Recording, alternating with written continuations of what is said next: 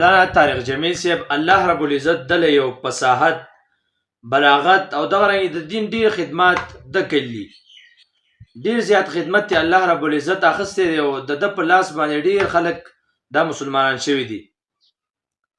بعضی کسان داسي چې هغه الله رب العزت ډیر زیات خدمات اخلي. دا هغه کسان دي چې دا الله رب العزت په دې مخلوقاتو کې غوړه کړی دي. شاه ولی الله رحمه الله ذکر کړی دي درې قسمه خلک دي په دنیا کې. یو هغه خلک دي، یو هغه قوم او یو هغه ډله ده چې دا صرف او صرف د خپل ځان سوچ کوي، د خپل خوراک، د خپل خاندان او د خلکو د سوچونه نه کوي. دا په دنیا کې هغه ذکر کړي 91% خلک دا داسې دي.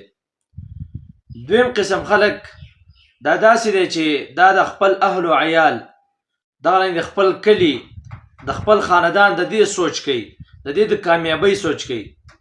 هغه ذکر کړي دا په دنیا کې 6% خلک یا 9% خلک دا په دنیا کې دا داسې دي. او 2% خلک شاه ولی الله رحمه الله ذکر کړي هغه داسې خلک دي چې د تمام دنیا د کامیابی سوچ کوي، چې تمام دنیا کې دا انسانانو سیږي دا به څنګه کامیاب شي، الله رب العزت بدله دوی له څنګه ایمان به نصیب کې، څنګه به الله خپل دین ته دی راولي.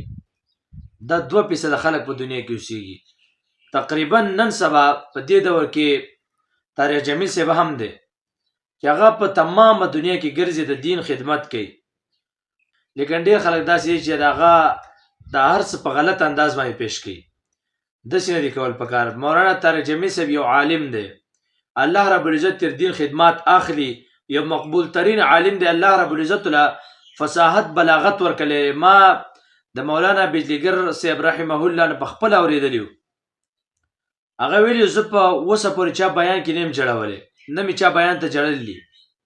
واحد مولانا طارق جمیل صاحب دی چې د بیان به ما کله اوریده، چې دا کله ځوانو د بیان ما کله اوریده، د به زه جوړولم. الله رب العزت دله یو فصاحت، یو بلاغت او یو انداز الله رب العزت دله ورکړی دی.